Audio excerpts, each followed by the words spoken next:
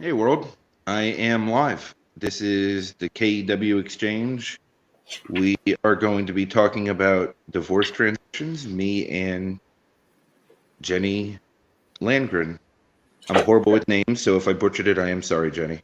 Um, we're just prepping with this already that maybe I butchered the name. The reason that we wanted to have this conversation because we have both gone through or are going through a divorce, Hmm, and it is an enormous transition in life. it is. And I kind of prodded Jenny into doing this with me, so we're good. Um, We are very good. We're very it, well.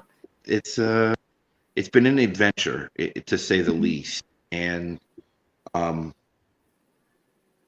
for me, it started when I left my wife in June 11th, 2018. It was Father's Day or day before Father's Day, I believe. And I knew that I couldn't live in that environment anymore. The toxicity, the I knew that I wasn't ever going to live up to my potential. I wasn't going to be the person that I needed to be for my children. I needed to leave to rebuild myself.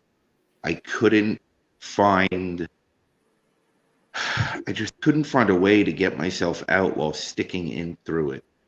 Um, and that is where this current adventure started for me, which was Arkansas Adventure, which will make a very large chapter in my book whenever that actually does happen, if it ever does.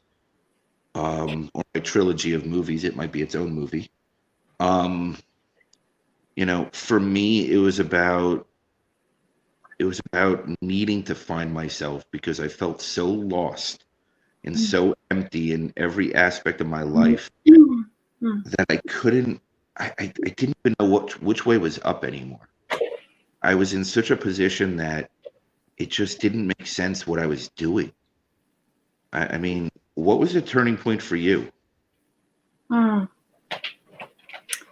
A turning point for me was that I started holding myself accountable because in the relationship that I was in, I felt like I was being so responsible and going beyond my boundaries and beyond my limits.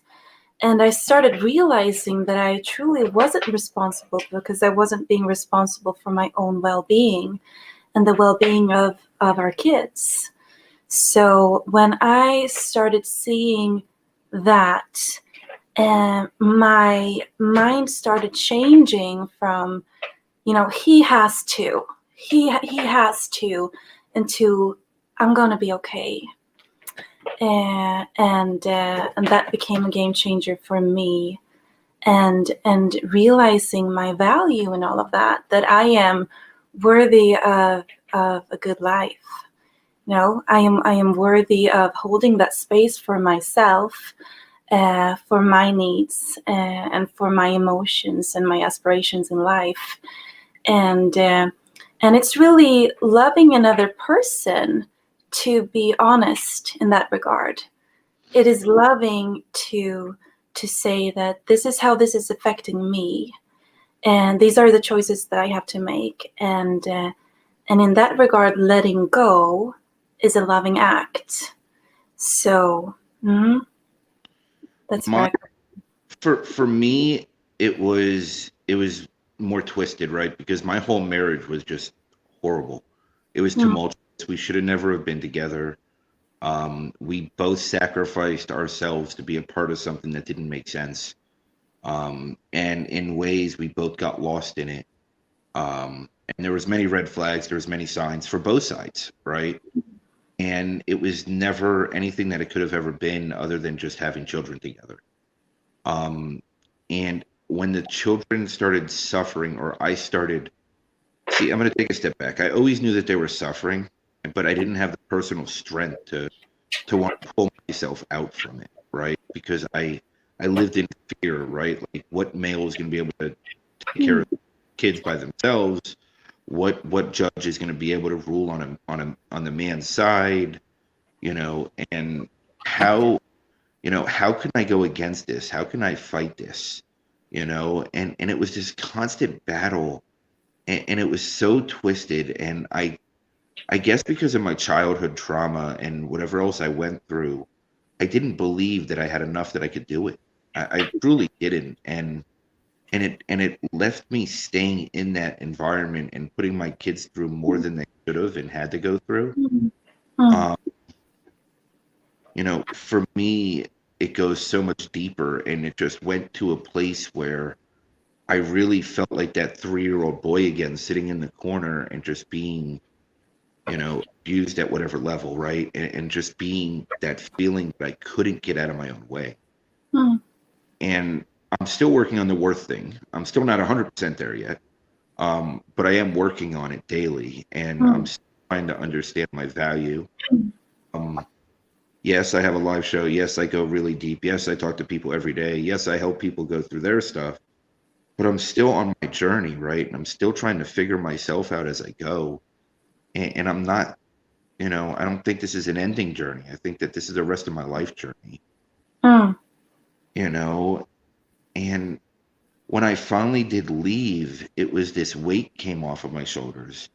But then it was almost I was lost, right? Because then I didn't see my children for almost a year. I didn't hear from them for a very extended period of time.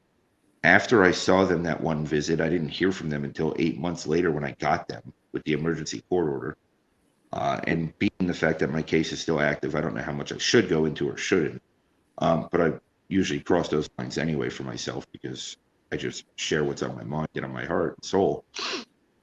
But it's just there was so much self blame and there was so much shame and guilt and Mm. I until I found Brene Brown over the summer. Well, Annie sent me Brene Brown. Let's correct that. I didn't find it. Um, but it wasn't until then that I started understanding stuff. Like, did something come into your life that shifted and changed that a little bit, or something that flipped that for you? Mm. I think that we need to be very compassionate with ourselves. And that's something that I have discovered along the way, that behind all that guilt and behind all that shame, like those emotions are our best teachers. They are telling us that we love our kids, right? And that makes everything so complicated, having having our kids involved, that we need to acknowledge and accept that we are not alone determining results.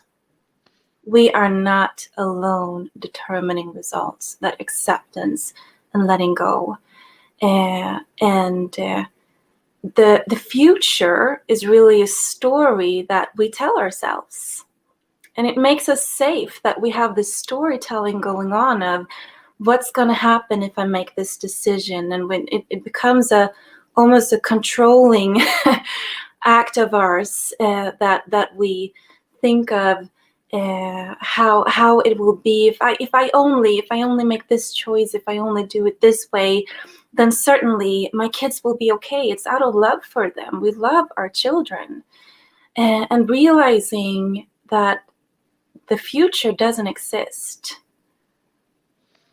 It's only a story. We have today. What exists is right now. Like this very moment that we are speaking, this is existing, and we get to create that future.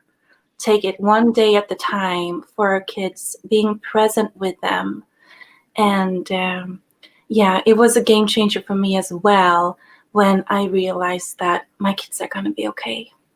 They're going to be okay. And that friction in our lives. I am calling from Sweden, so English is my second language. So I might need to look for the words. But that friction in life, like I get to self-reflect and think of like, what did that do to me when I grew up? That created resilience and grit and strength. And it's all about being with them as they go through different things. And like this is just one chapter. There's going to be many. This is not the end of the book. There's going to be a lot of chapters that we get to go through and experience together. So just presence and intention, like it's enough. I am enough, and that is enough for a wealthy life together. And it's funny that you brought up that controlling the future, right? Like we Mm-hmm. create this because I realized this morning I actually had some crazy dreams, and like I realized that I've spent my whole life trying to control outcomes, right? Because I had this picture of how great it could be or how perfect it could be, or and what I was doing was I was just protecting myself from fear and pain, right?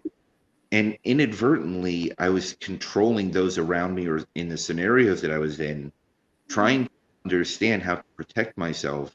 And there was never an intent behind it, negative, and never a negative intent, but that was Mm-hmm. the role I played in all this. And I really didn't realize that until this morning when I really looked back, and I go back to that 3-year-old boy that had this pain, and I go back to the, all that stuff, and that's what I realized this morning is that I'm so consumed sometimes with outcomes that I don't live in today.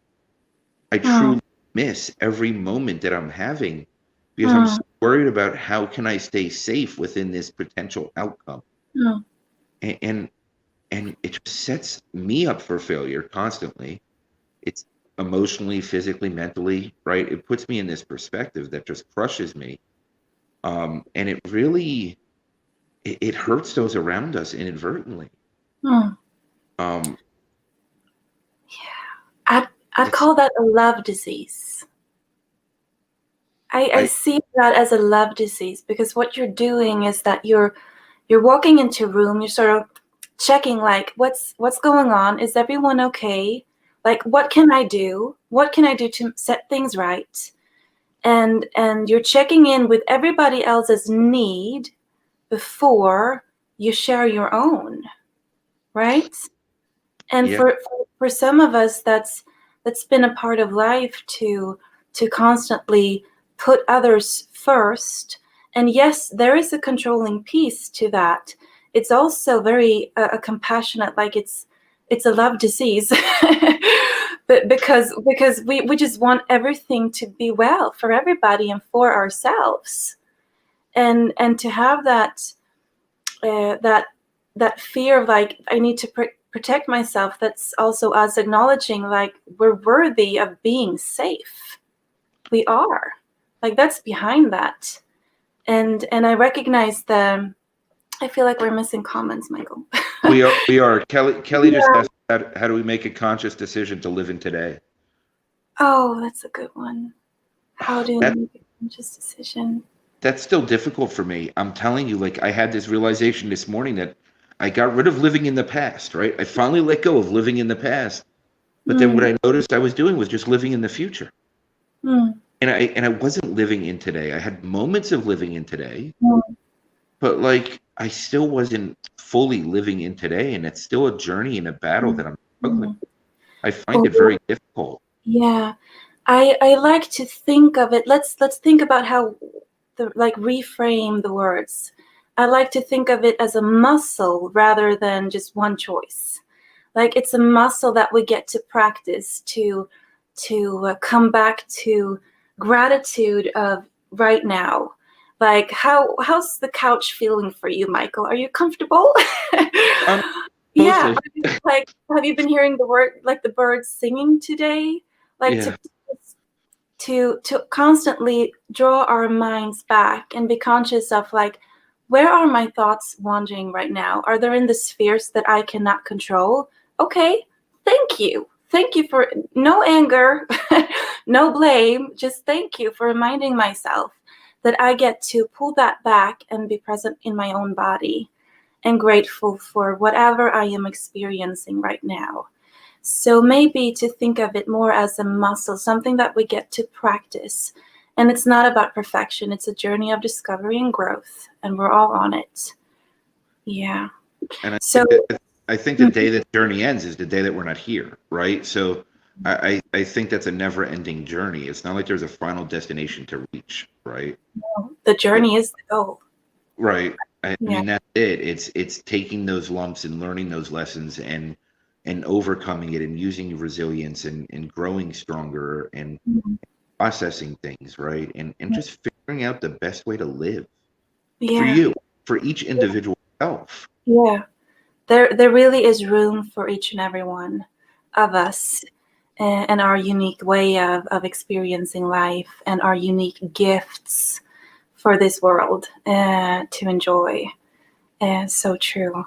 Um, you said something earlier that sort of inspired me to think of how I constantly attach myself to the ideal of things. And it brings us back to what you were sharing before. Like, there's an ideal of a future.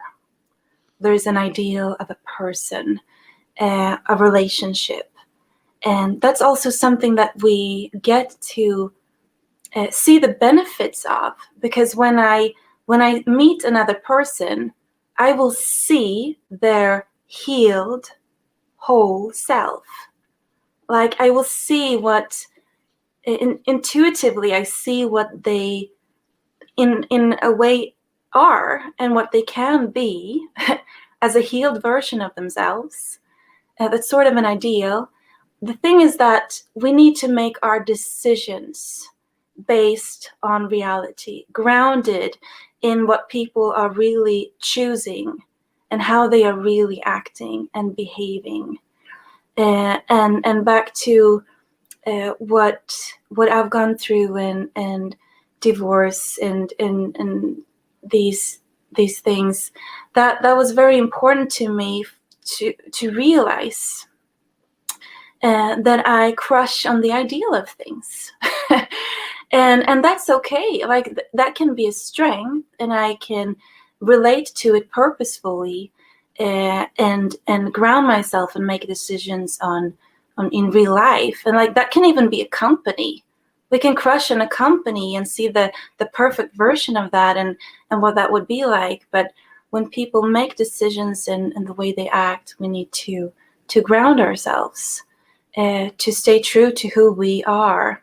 And that's an act of love for the people who are also affected by our decisions, that we are making them according to reality. So that's just something that came up. Yeah. No, and that's 100% true, right? Because I realized my whole life that I always did that too, right? Like, I always talk about being empathic and how I'm extremely, extremely empathic, and how I always led with that ability. As I'm going through this transformation and going through this growth process, which has really been on all levels, right? Emotional, physical, mental, spiritual, like, it's a full transition. Um, I've realized that I'm not meeting people always where they are at the moment. And sometimes I'm, like you said, forcing my ideal upon them and then creating unnecessary pressure for them. Hmm. Um, and it's not intentional again, right? It's because I want to see the best in everyone.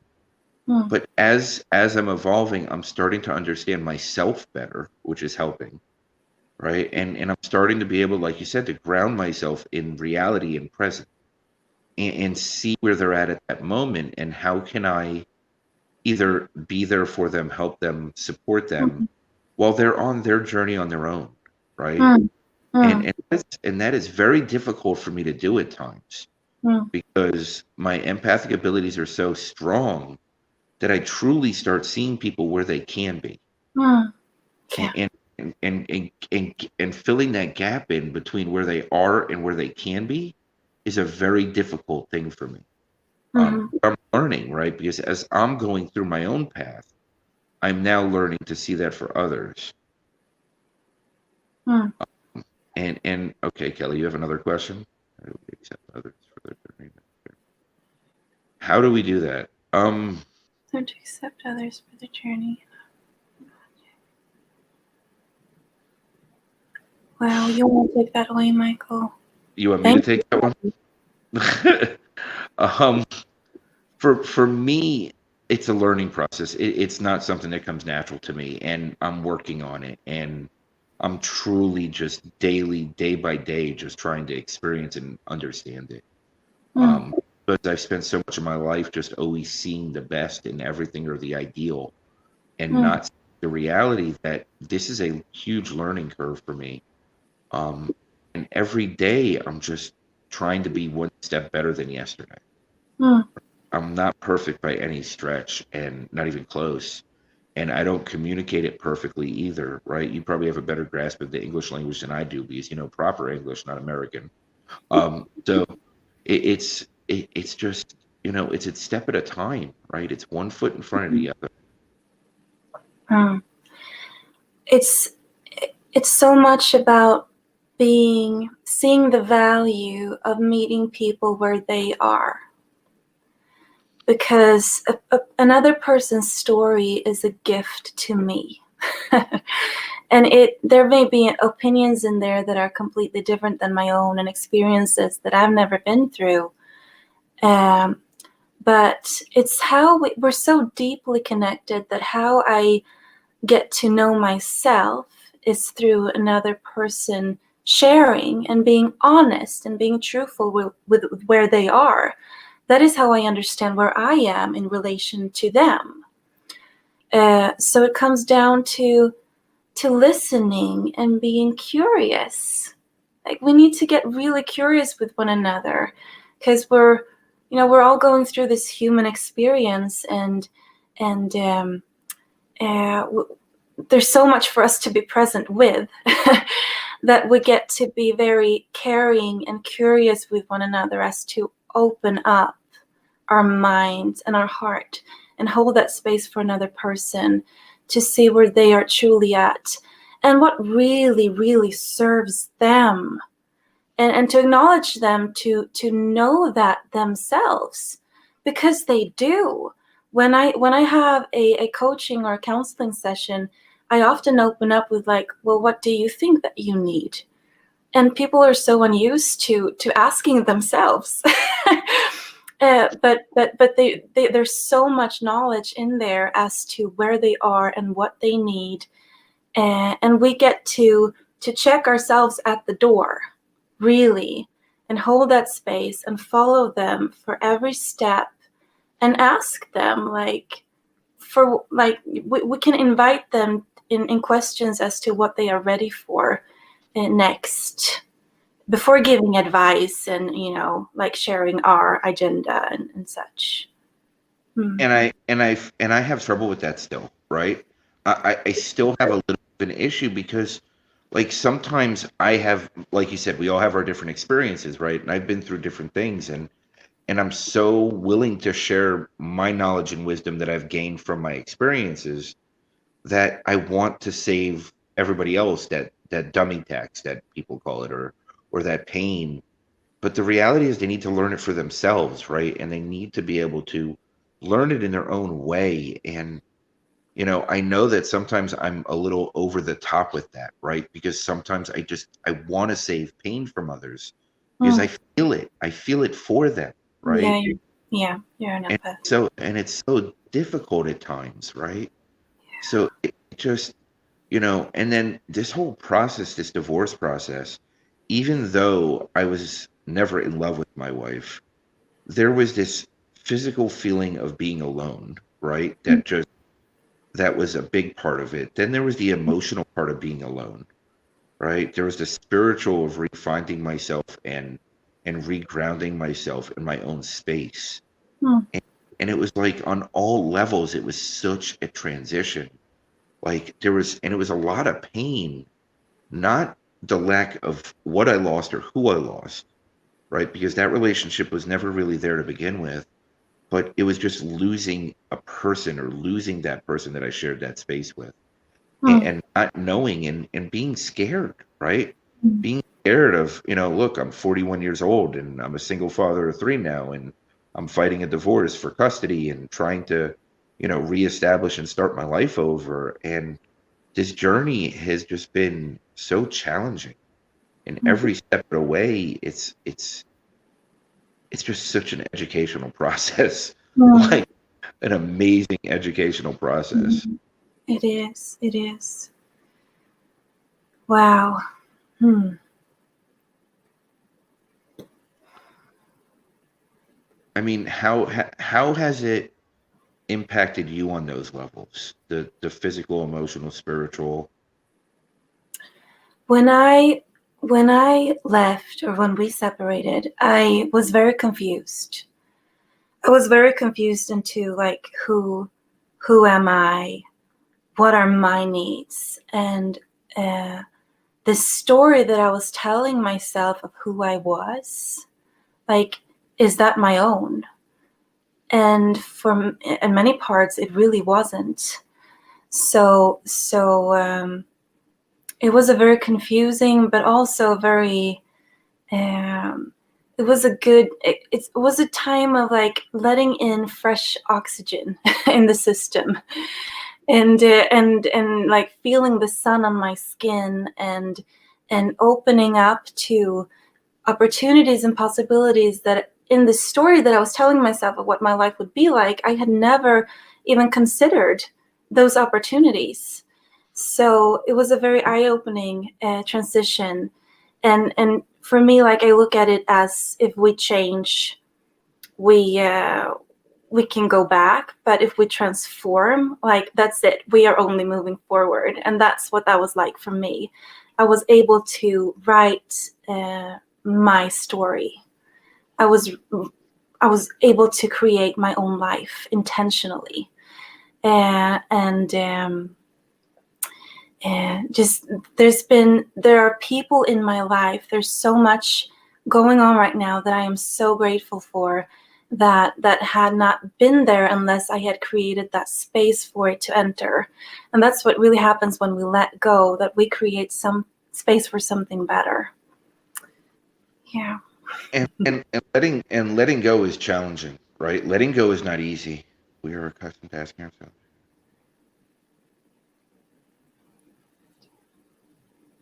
Yeah. Yes. Yeah.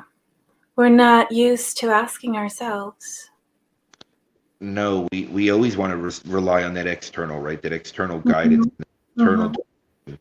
Mhm. And sometimes, especially COVID, right? Like now, you take my divorce transition, you take this everything that I'm going through, and COVID, and you put that on top of each other, and now it's like we're really forced to look within and look real deep, right? Because there's so much loss, there's so much fear, there's so much just insecurities around what's in front of us on Mhm. every level, right? Financially, physically, mentally, spiritually. Like there's all these things in front of us. And if I wasn't in the exact situation that I am in now, to where I'm going through it all at once, I don't think I could have handled it one at a time. Mhm. I, I don't think that I'd be able to get through it the way that I have, Mhm. because dealing with it all at once is kind of like my overachieving side, or my ADHD gets to kick in and handle 20 things at once and feel like I'm accomplishing something, even if I'm on a treadmill. Um, but like, it's just very complicated. Mhm. It, like, there's so many layers to every person's life right now, right? And we just don't know what somebody else is going through. We don't know where they're at. We don't know where we're even going, right? Like we feel lost. Like even today, right? Like I wake up sometimes and I just feel lost. I Mhm. have to today, like, am I doing the right thing? Is this right? I self-doubt, I question, I have those fears, and I look at these things, and I really I do a lot of self-analyzing. Everybody's always told me that my analytical overanalyzing is really bad, but I think in this case it's been really helpful, because it's given me a chance to really break down where I'm at, where I want to be, where I'm going, how I'm getting there, who I am, my core Mhm. values, and figuring those things out.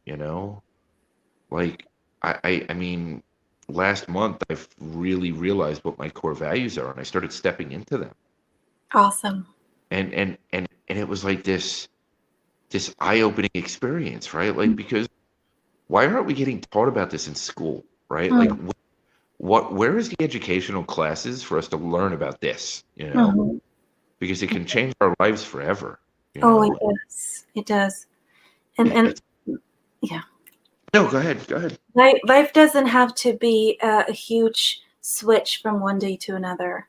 It can be that little step in the right direction. And back to that question of asking ourselves, just that thought of like asking ourselves, it intends that we have a relationship to ourselves. And we're not really used to thinking about that, but we really have a relationship to ourselves like we have relationships to others. So in this pandemic and in that void that you can experience after a divorce, because you're so used to relating to somebody else, we get to ask ourselves, like, what creates deep connection for me? High trust. How can I create that to myself? So we can ask ourselves, how are we creating that with other people? Well, we spend time with them. We listen to them. We're honest and truthful. We respect them. We speak about them in words that are encouraging and uplifting. We hold space for their needs, and we're quick to forgive and willing to understand. And we get to be that and build that relationship to ourselves. And we can ask ourselves, like, how often do we meet ourselves with that compassion and curiosity? And that's really building that confidence of knowing ourselves, so that we don't have to seek that external, seek our sense of security in the external control, because life is constantly changing. When it's good, it changes. When it's hard, it's going to change. And we have that is something constant for us, that we get to build that high trust relationship to ourselves and walk confidently and make, aware choices into our future. And quite honestly, I've spent the first 41 years never wanting to spend a minute with myself, right? Like I just never did. I never understood what that even meant. Right? And then It's very abstract. It's very abstract. it, Yeah. it made no sense, right? Like I want to be there for everybody else. I want to be in the middle of everything. I used to get fear of missing out and fear of not being involved. And the reality was it was all just avoidance techniques for me, right? It was all just ways to disappear. No, not at all. Society never does that. Right. We outsource our sense of worth to what we believe that other people think of us and how they perceive us. Yeah. And And our worth is really absolute. There's nothing we can do. It's not about performance. We think there's a correlation between our worth and our performance. Like, if we perform well, then it's going up, and then it's going down. And really, it's just absolute. And that's something that I think is a concrete experience. And it's something that we get to share. Like, once we get it, once people include us and show us that we belong just for being us, for being, not doing, but for being us, for sharing our experiences, our beliefs, we get to pay it forward. I think it's a very concrete experience that in our failure, when we feel like we are screwing up, that people are greeting us with that respect and love and care for our being, for our experience, for our growth, for our intentions. That's the understanding that we get to pay forward to the people that we meet. And we never know what that is going to lead to. Like, that has major impact. Showing people that they matter for who they are has such major impact in their life and what they will share to another person. It's so encouraging to think of what happens because of you, because of how you treat other people, because you show them that they have value. and and thanking someone for just being themselves Oh, yeah. goes such a far way. Giving somebody appreciation when they're in your life, and even no matter what, like you said, they don't have to do anything. They're just in your life. Find your ways to appreciate those people, to show them love, right? I mean, love unconditionally. There doesn't have to be a result attached. There doesn't have to be something that I learned today, an outcome attached, right? Like this is a daily growth process. And I'm not going to post all these comments, but I am going to post this person's name, Mm-hmm. Shazia or Shazia. Hey, do me do me a favor and reach out to both of us directly because I want to see if I can help you somehow. I love that. She Yeah. did a she did a comment that I don't want to post in public, but Okay. um, Okay. it's I think there's so many ways to show value to somebody, right? And Mhm. understand them. And just yes, Jen, sincere appreciation for other people and who they are. Well said. I think I heard that from someone today. I was trying to remember who. I think it was you, Jen. Hmm. Um, Well, um, yeah. no, go ahead, go ahead. Yeah. It just makes me think of like, uh, we're all going through this human experience, and we all have wounds. There's a reason behind destructive behavior in the workplace. There's a reason behind acting a certain way, and once we realize that people need to heal to become their, the best version of themselves, we get to look at them with another sense of just compassion and longing for them to step into their full power. um yeah. Mm-hmm. And that's difficult. That's tough, right? Because we're not taught to be that way. Society doesn't raise us to value somebody for being their unique selves. Now we're used to just measure, like we're Yeah, going to check the boxes. Do I fit the profile? Am I enough? And like but then it, I think of impact. I think about impact because it's not the correct people who put out there that they had it all figured out. Like, those are not the people who had impact in my life. It's the people who went through like rough life journeys, who stayed vulnerable, who opened up and shared their experience, and it's the people who saw another person's hurt, another person's choices in life that led them, on a darker path, and being able to say like, me too, I also struggle. yeah. Yeah, and coming back to divorce being a topic that I'm not really used to people talking about. I don't know what it's like for you, but it seems to me that it's something that so many go through, and we just check it by the door. We don't bring it with us. We don't share that it's, there's also experiences of shame in there. And I get to say me too. Like, I recognize what you're saying, and we get to be compassionate and understanding with ourselves, and go back to the intention. Like, I've had the I was able to go back, and meet myself in memories where I was really hurting. And let's just put it out there, like, you divorced for a reason. So there's memories for me to go back and just care for myself. That love and compassion and that understanding that I was longing for, I've been able to go back and collect my every heart and bring that with me into my future, to care for myself and love myself into the future. I am not there anymore. I am here, present with you in this very moment, carrying every age within me, loving Yeah. myself and towards a brighter future.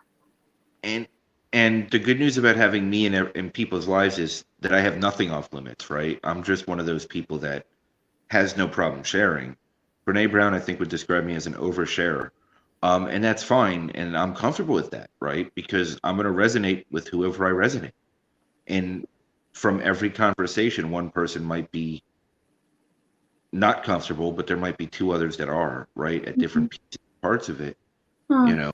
And for me, I am comfortable just being me today and love who I'm becoming and who I am, right? And I'm not in love with myself yet, but I'm working on that, right? Hmm. That's a journey. Again, I didn't say I loved myself until 6 months ago. So Thank you, Rhonda. Yes, Jenny is amazing, Oh, and Jenny will speak more going forward, I think, and mm, more often, and as she continues to evolve into herself. mm.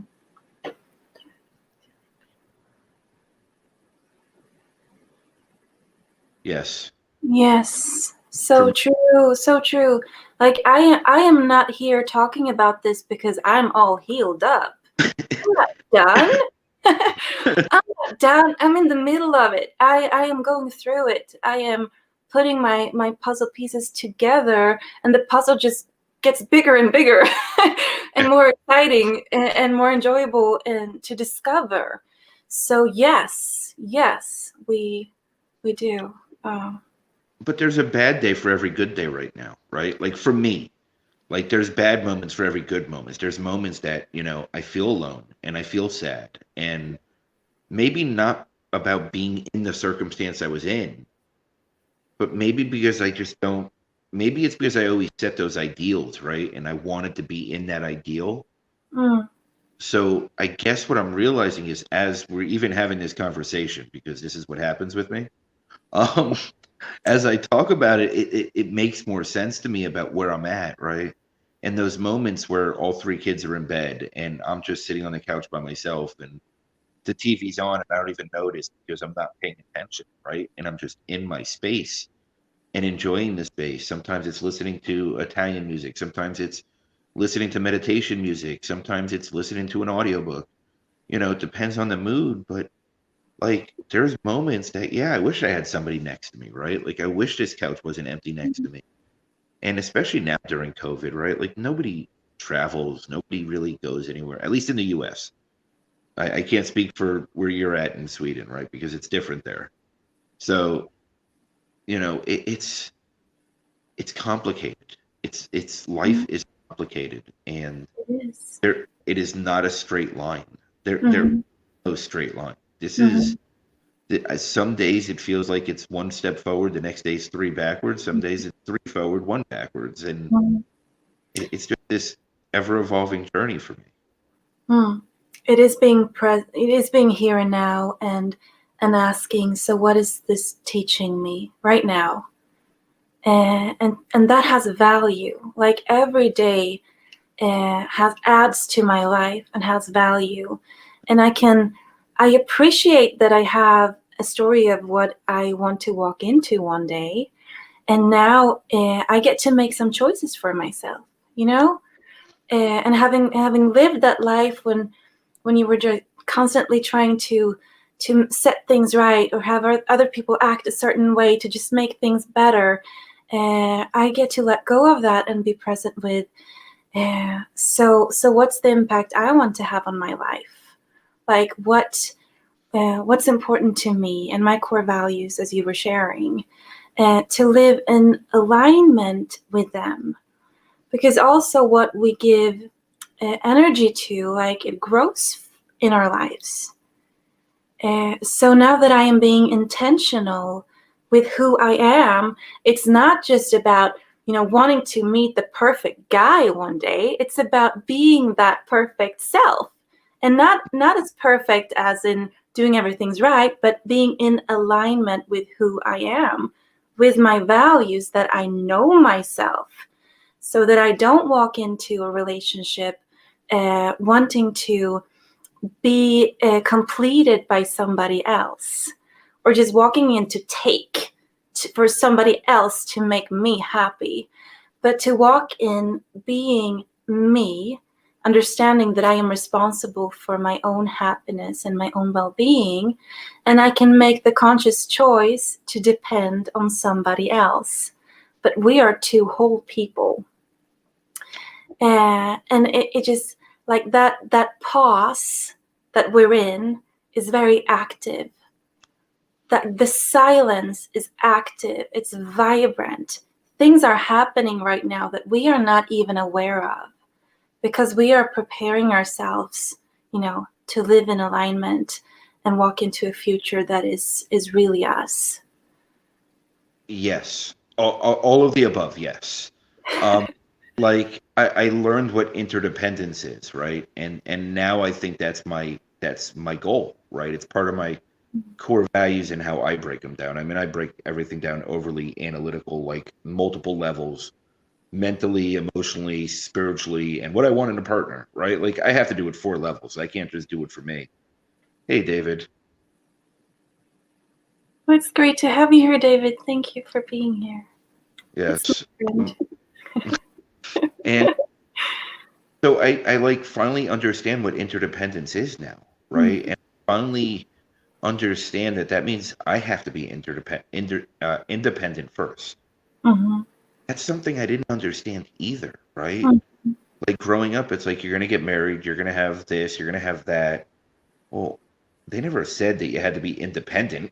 Like when was that part of this deal? And mm, why didn't anybody teach me that? Like be independent. What's that? I mean, I'm gonna have a mm, wife, I'm gonna have kids, mhm, there's gonna be this codependent, healthy codependent relationship mhm.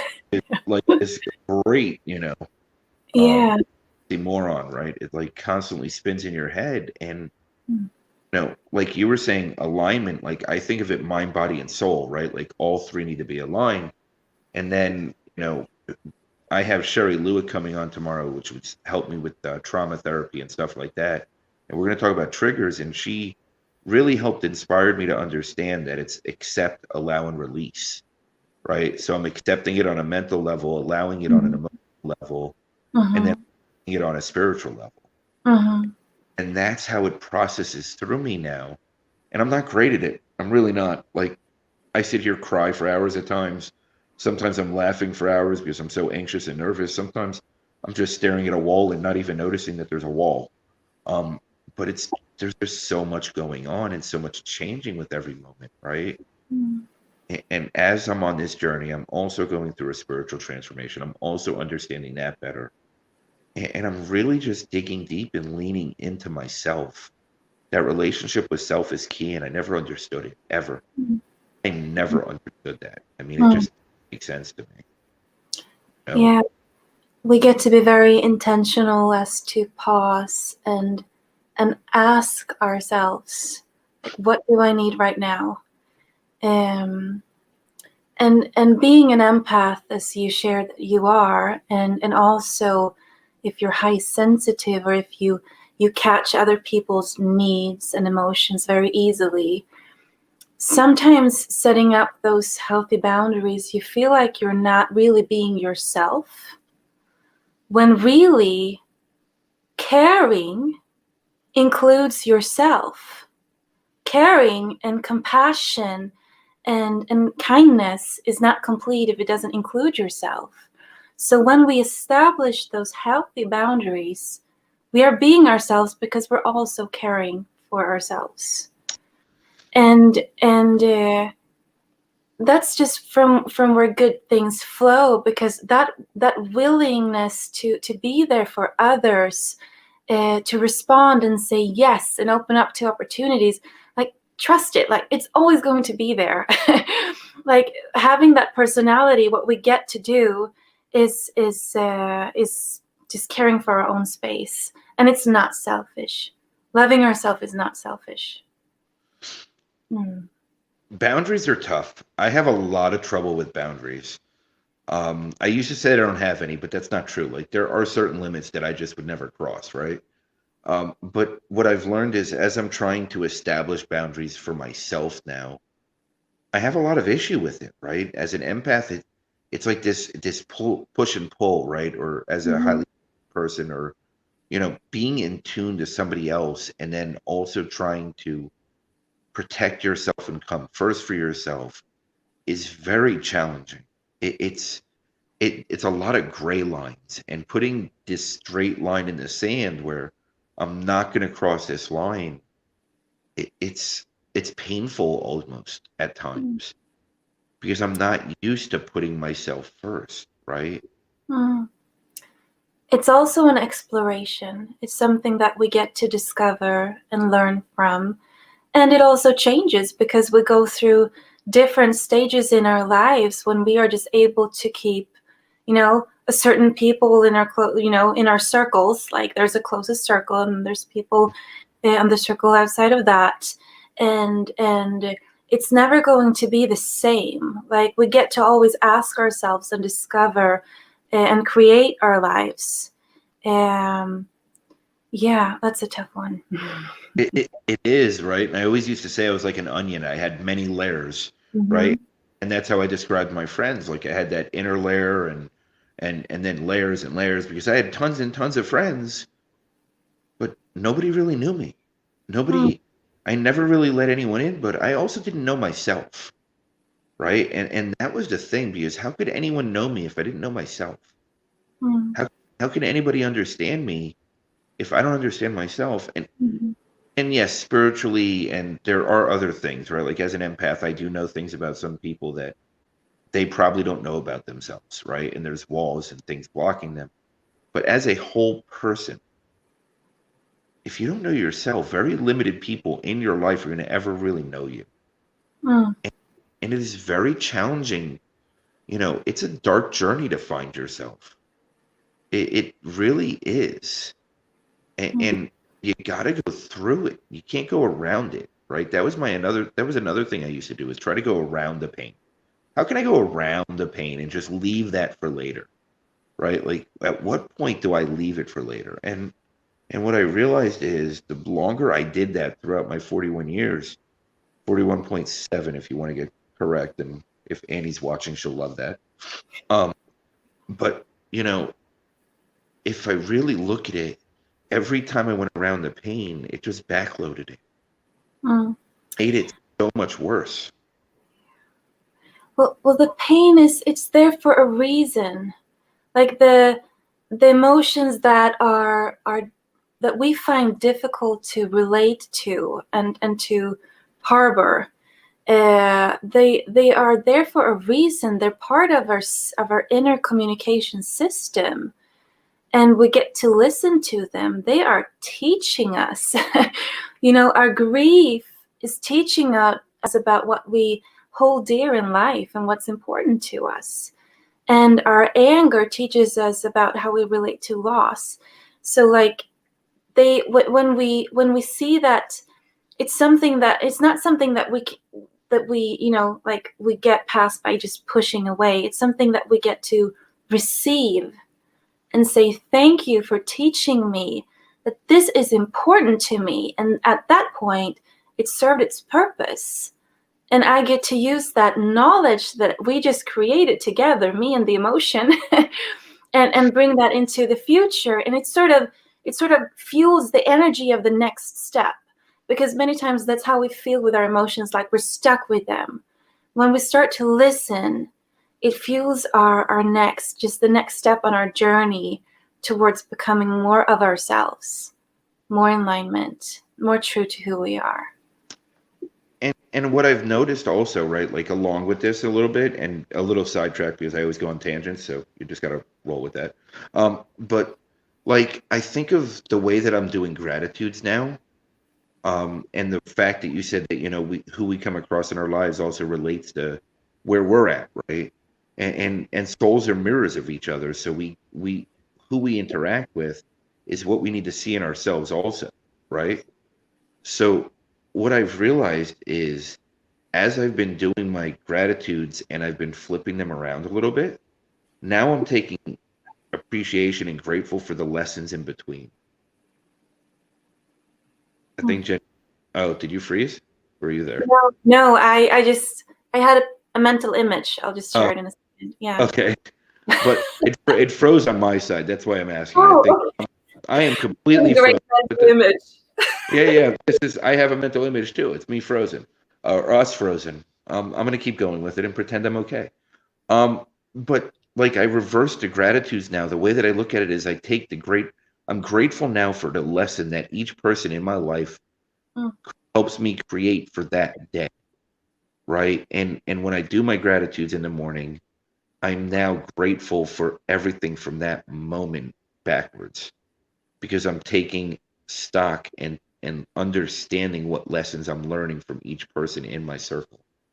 yeah. So powerful. It's like opening up your photo album, and there's can you hold on to that question?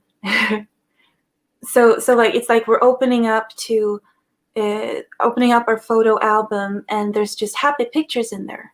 Like there's just happy moments. Like we caught the good ones, and we're not really considering the pictures that could have been in between those happy moments, and all the things that we have overcome. Like we get to also look back in our lives and see uh, all of the strength, all of the decisions we did to persevere and move forward. Yeah, also very encouraging. I missed that comment. Did you catch it? I'm frozen. I can't see anything. You're frozen. Can you hear me? I, I can read. I can Chris, hear you. talking. During separation and divorce, I recognized that I was starving for closeness and intimacy, physical, emotional, and spiritual. I learned I could be close physically, emotionally, and spiritually with everyone. Right. The healthy thing was to experience all intimacy with anyone except physical. This was to be differed for future time in my healing journey. Thank you, Chris Ward. It brings me back to the episode that you just had about agape, like the different kinds of love, and how there's room for us to have like deep connection to more people than just the romantic one. So, yeah. And honestly, I never understood intimacy until this year. Like I didn't in well last year, I guess 2020. Until I went through that trauma, releasing my past traumas and dealing with my triggers and understanding emotionally what that was all about. I never understood even what intimacy was. Mm, Um, it was definitely a learning curve for me because I didn't get it. I just didn't. mm, I couldn't grasp, right? Like, I had my sex addiction when I was younger. I had drug and alcoholism. I had all these different things. And for me, like it was all just trying to fill voids. And I never really allowed intimacy into my life in any type of way. mm, So, going through this in 2020 and evolving and transforming through it, I mm. now understand the different levels, right? And it's something I never knew. And I'm still trying to understand how I adapt that to each person in my life and how I understand that, right? And you know, I always thought that if somebody says I love you, then it means one thing, and I never understood any of that, right? Mm. And now I know that I can say that to people and mean it, but just on a different level than what I always thought it was. And, Right. and I grasp it better now. Yeah.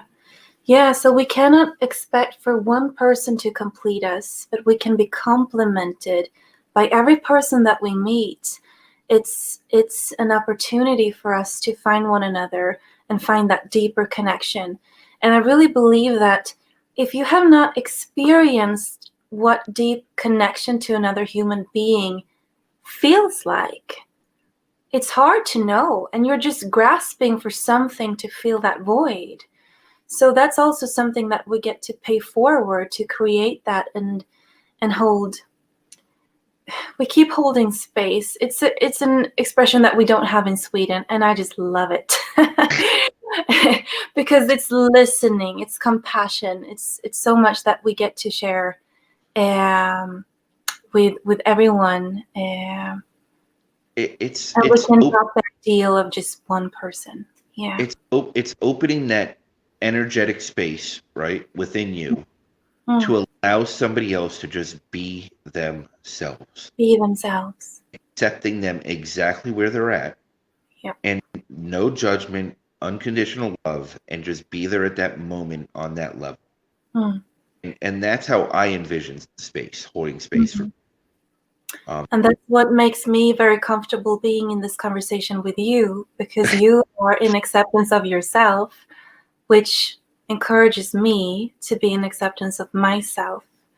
And it just lets go of facades and pretenders so that we can just simply and powerfully meet.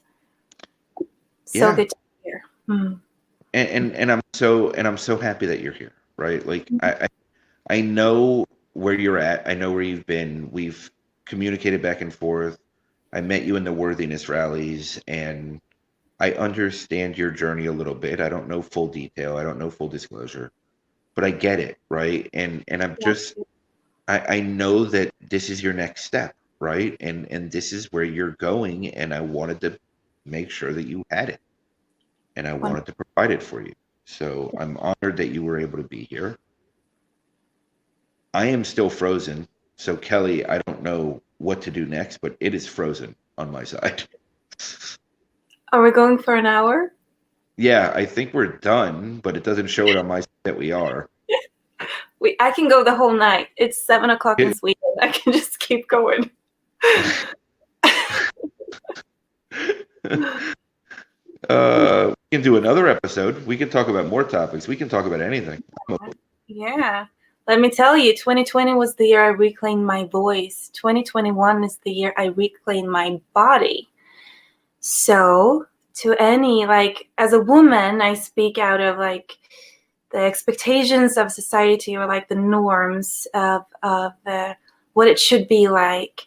Like, if people are just willing to own themselves and reclaim their own bodies, they can just follow my hashtag HerBody on LinkedIn. That's going to be out there pretty soon. Because our voice is our own and our body is our own. And there's a space in this world that only we can fill. And we get to make of it what we like. So that's just an invitation to end up with. 100%. And next time you're going to sing. I'm telling you, next time we're going to get you to sing. Okay, you got me. Mm-hmm. All right.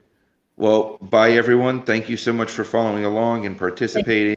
And I appreciate you. And Jenny, thank you so much. Thank you, Michael. Great to be here. Bye, everyone.